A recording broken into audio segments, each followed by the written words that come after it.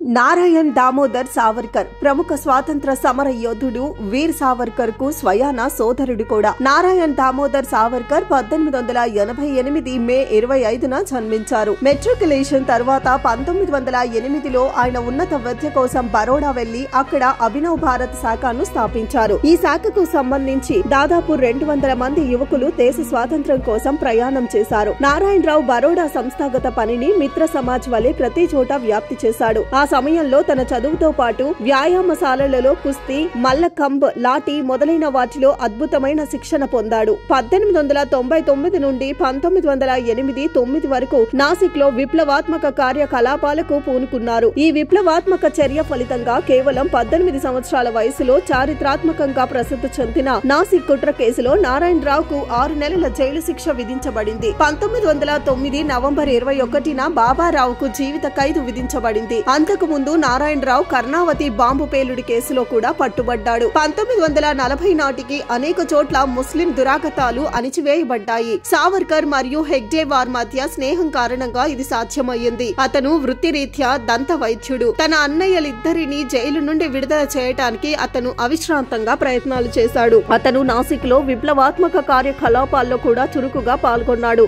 ఆయన 3 సంవత్సరాల పాటు స్వామి శ్రద్ధానంద్ జ్ఞాపకార్థం వారపత్రిక శ్రద్ధానంద్ ను ప్రచురించారు. అతను ముంబై హిందూ మహాసభల్లో చురుకైన సీనియర్ కార్యకర్త. తర్వాత కొన్ని సంవత్సరాలు దాని అధ్యక్షుడిగా కూడా కొనసాగాడు. ముంబైలోని రాష్ట్రీయ స్వయం సేవక్ సంఘ్ యొక్క మొదటి శాఖను ఆయన డిస్పెన్సనరీలో ప్రారంభించారు. గాంధీ హత్య తరువాత బొంబాయి ప్రెసిడెన్సీలో బ్రాహ్మణులకు వ్యతిరేకంగా అల్లర్లు చెలరేగినప్పుడు ఆయన మీద ఒక గుంపు రాళ్లతో దాడి చేయడంతో గాయపడ్డారు. చివరికి అతను దాదాపు 1.5 సంవత్సరాల తరువాత అక్టోబర్ 19, 1949న మరణించాడు.